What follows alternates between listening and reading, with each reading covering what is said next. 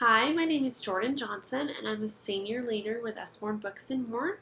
And I was just wanting to share with you one of my favorite titles of ours. This is A Tale of Two Beasts, and it was written and illustrated by Fiona Roberton. And it's just a great book that really helps children to understand what a difference that people can have in perspectives, that we can just see things different ways. There's two parts to this book. We're going to start with part one, The Strange Beast. I was walking home from Grandma's house through the deep, dark woods when I spied a strange little beast. He was stuck up in a tree and whining sadly.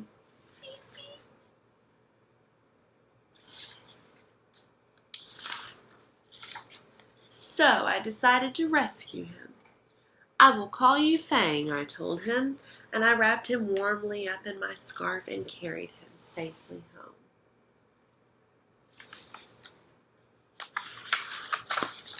I gave him a lovely bath and a gorgeous new hat and sweater and a delicious bowl of fresh nuts.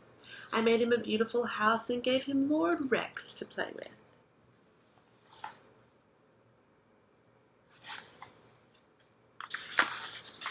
I took him out for lots of long walkies to keep him fit and healthy.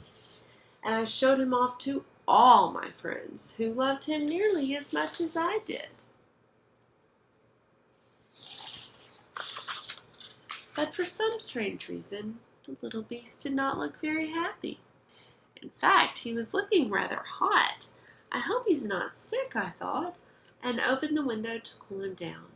But then something terrible happened. He threw off his clothes, leapt out the window, and ran away as fast as he could back to the deep, dark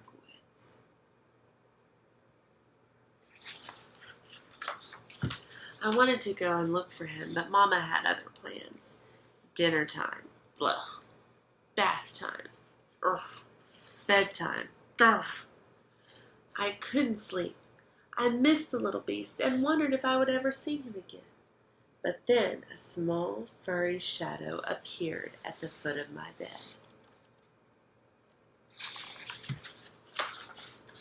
The strange little beast had returned. He seemed quite pleased to see me, and I began to think that maybe, just maybe, he wasn't that strange after all.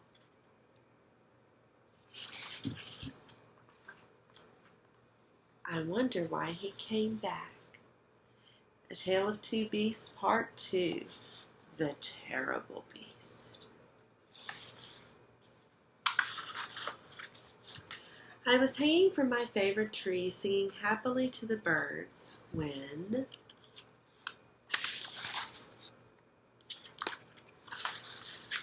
I was ambushed by a terrible beast. She growled at me and tied me up and carried me off to her secret lair.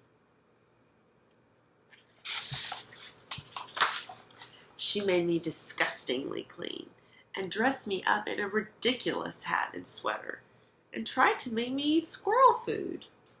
She kept me in a tiny little box with nothing for me to do and nowhere for me to hang from.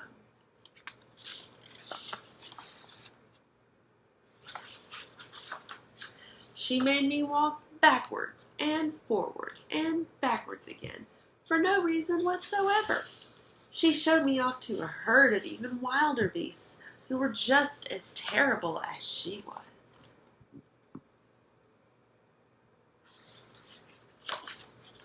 I had had enough. I made a cunning plan and put it straight into action. A plus B equals freedom. Free once more! I raced back to the deep, dark woods before the terrible beast could catch me.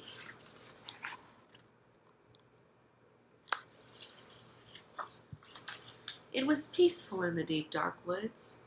A little too peaceful, perhaps, and also a bit wet.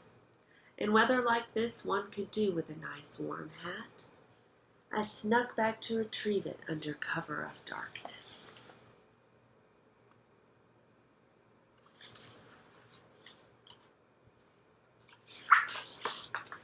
The terrible beast was waiting for me.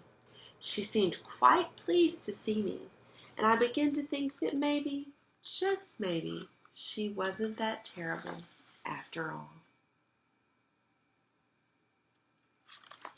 The end. I hope you enjoyed this sweet book as much as I did. Thanks so much.